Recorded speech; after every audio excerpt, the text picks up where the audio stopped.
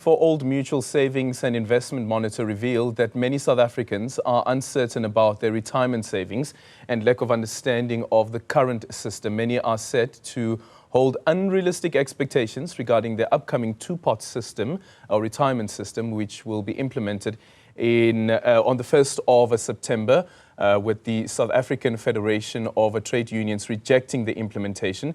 It's more education necessary on the two-pot retirement system. Let's now bring in Michelle Acton, who's a retirement reform executive at Old Mutual Corporate, and also SAFTU's Secretary General, Zwelinzima Vavi, is joining us for this conversation as well. Good morning to both of you, and thank you so much for making time for us this morning. Michelle, let's start off with you. Is there any indication as yet from Old Mutual around how many clients, or perhaps maybe in the quantum of the withdrawals that you could see in maybe the first few months after the 1st of September? Sure, that's a very difficult question to answer, but I think we're looking at estimates when we've interviewed customers to ask them, are they going to come and access or not? Based on that, at the moment, we're expecting about 50 to 60% of our membership to come forward and claim. On a group like Old Mutual, where we administer about 1.3 million retirement members. So we're anticipating approximately 600,000 members to be trying to come forward and claim in the first few months. Sure, 600,000. And from those interviews, were you able to ascertain the amount, the quantum of those withdrawals? Yeah, so I think at the moment the withdrawals are limited because of the initial access. So at this stage on Go Live, let's call it Go Live 1 September, members are only allowed to access 10% capped at 30,000 Rand to start. So the amounts we're expecting to access is no more than 30,000 per person. But based on how much money members have got on retirement, we are seeing that as being an average amount that will come forward to be claimed between 10 and 12,000 Rand before tax and fees. Yeah. Mr. Zwelinzima Vavi also joining us for this conversation. A very good morning to you as well. So from your end, has SAFTU spoken to some of its members as yet to determine whether or not they will be making any withdrawals, what the quantum of that is? Well, we have been doing lots of education. Excuse me for that, Adrian. We have been doing education in partnership with the FCA, and also we've worked with Old Mutual to try and get information spread across the economy so that workers are aware of what is coming on the 1st of September this year. SAFTU maintains a view that in the final analysis, in particular when you look at the rules applying to this pot 2 about how much you can access of your retirement funds, the 10% kept at 30,000 Rand. We have taken a view that this is a scam. This is a statement to mislead workers. This is a typical government giving on one hand and taking on one hand. This is about raising expectations to the entire working class that government is doing something about the fact that it knows so many South African working people are trapped in unbelievable levels of debt, and government says it is going to be doing something to relieve them of that financial stress, but it is actually not doing so. This is, as we say, a scam for government to raise taxes.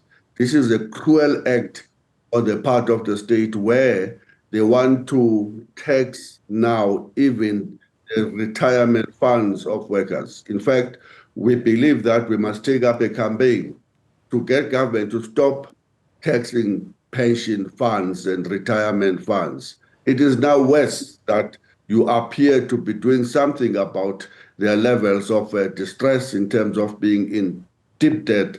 Suddenly you want to take some money out of 30,000 Rand. So the reality is that no one will get any 30,000. After tax, workers will get anything between 17, 19, 15,000, depending at the percentage at which they are being taxed at this moment. That's why we have rejected. Okay, Michelle, I'd love to hear your response to that, also that accusation that's being leveled against the state. Of course, not speaking on behalf of the state, but your understanding of the two-pot system.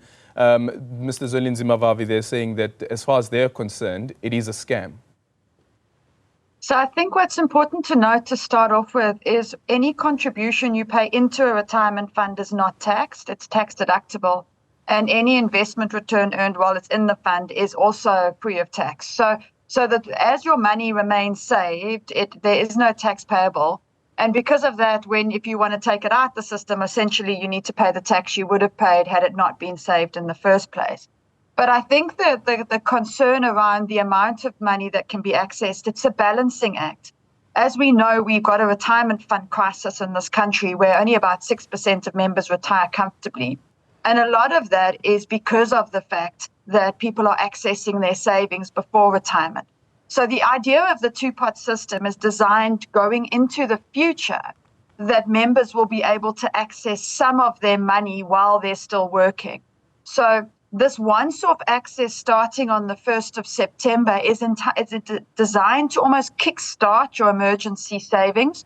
So for whatever you've saved in the retirement fund, 10% capped at 30,000 will be allocated to what we call the savings pot. And then into the future, a third of all your future contributions will be allocated into that savings pot. So it's not necessarily going to be able to solve all current financial challenges. That's, of course, very difficult to save just looking at retirement savings. But it's more the idea that into the future, members in the long term, any member of a retirement fund in South Africa will have a portion of their retirement savings which they can access in the case of an emergency if necessary. Yeah. So in the example that SAFTU is making, that you won't get the entire 30,000, is that accurate? That there will be... It is accurate. Yeah. Yeah. So essentially, every person, if you withdraw from the retirement savings before retirement, you'll be taxed from that savings pot withdrawal on your marginal tax rate. So that'll depend each South African based on how much you earn, and your marginal tax rate is anything between 18 and 45%. So anything you take out, you will be taxed at your marginal tax rate. So if your marginal tax rate is 25%, then when you take your money out the retirement fund, you will be taxed at that rate. So just before I go back to Mr. Vavi, sorry, I just need clarity on this, Michelle. So let's say, for instance, you do withdraw the 30,000, and that 30,000 pushes you into a different tax bracket. Does that mean that the previous tax bracket calculation, the formula there, would apply, and not the new tax bracket that you've been pushed into by withdrawing this 30,000? So essentially, it'll look at what part of the process is that you're asked to tell us what or tell SARS what your income is, and they'll add this savings pot money to that to work out what your marginal tax rate is. So it could be a situation where it could push you into the next marginal tax rate bracket, yes. Sure. And of course, what will happen at the end of the tax year is this will be added to your taxable income, and any overs and unders, of course, will come through when you do your tax reconciliation at the end of the year. The only other thing I do want to make point is what SARS has also said is they will deduct any other outstanding taxes a member may have from this amount before it's paid over. So if you've got outstanding administration penalties, outstanding tax you haven't paid from previous tax years, that can also be deducted from this amount before it's paid over to the member. Okay. Mr. Vavi? The point that I wanted to raise on what Michelle is saying is that, indeed, nobody gets taxed for depositing his money into the pension, provident, or even the bank every day. You don't get taxed from that. The point that we are making is that it is absolutely cruel to take money of pensioners and add into the crisis of the fiscal problems of the country. We pay taxes even before we were born. We pay VAT from day one. We pay PAYE, we pay all manner of tax. When we become business people, we pay tax right through our working lives. Why is government taking retirement funds and pensions and tax them in order to boast their own fiscal policy positions that we don't support, by the way, the so-called fiscal consolidation. Our call is simple. This two-pot system, these 10% and 30,000 rands must not be taxed. It will then make some meaningful contribution if it was not going to be taxed at all. Yeah, but the other point, I'm so sorry, Mr. Vavi, because we're running out of time. The other point that has been raised, because you and I once had this conversation before, and just looking at some of the comments on our YouTube channel from that interview, is the argument that Labour, representing workers, failed to actually fight the system before the president signed it into law. Do you bear any responsibility around that? Not at all. This was a good initiative on the part of the unions that were participating at NEDLEC before SAFTU was admitted there. This happened behind the backs and above the heads of workers. Nobody was consulted about this.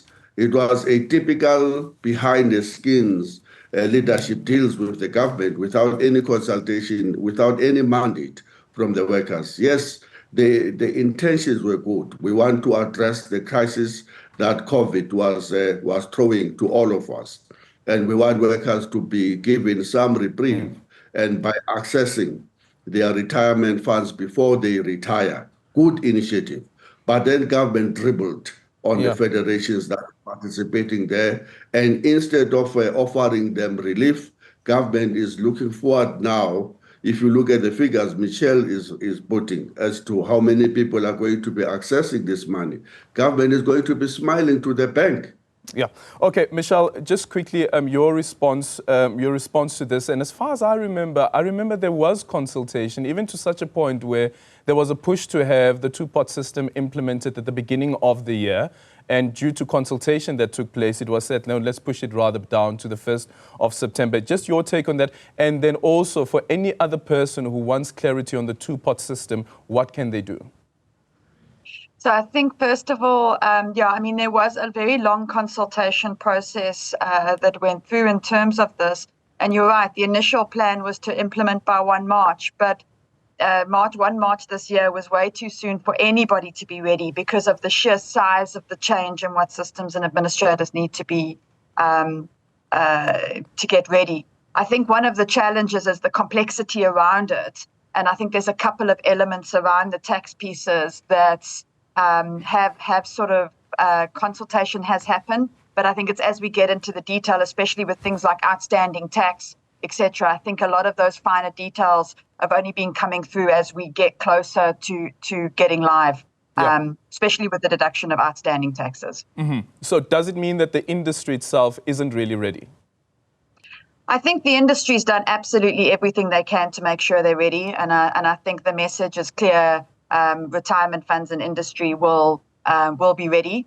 I think one of the challenges is around the lack of understanding of what ready means and what members' expectations. I think that is a big concern. And also there's a lot of member education being done. Mr. Vavi mentioned it earlier, where there's a lot of education, but I think there's still going to need to be a lot more education because there really is some misperceptions around when people will be able to come through, how much people will be getting. We've heard stories where people are expecting a full third. Some people are expecting all their money, which is a concern because that's not necessarily the case. And the other aspect is we have picked up some elements of panic, where some members not properly understanding how the system will work has started panicking around, I need to resign before September, which is, of course, not necessary at all. So I think there's still a lot of work that needs to be done to help members properly understand because of the size of this change. And the fact that it's retirement fund money, I think it'll take a lot more time before we're at a position where we're comfortable that everybody properly understands how it's going to work and what will happen. Okay, Mr. Vavi, finally, from SAFTU's side, it is now law. It will be implemented on the 1st of September, notwithstanding the concerns that the SAFTU has raised. Will you, as SAFTU, be lobbying the executive to seek some changes with regards to this to the current system? There was no consultation, Michelle. If there was a consultation, it was a boardroom consultation involving the elite few. Masses of the workers didn't know anything about this system coming into play. It happened behind their backs and it happened above their heads, we insist. Yes, we will lobby.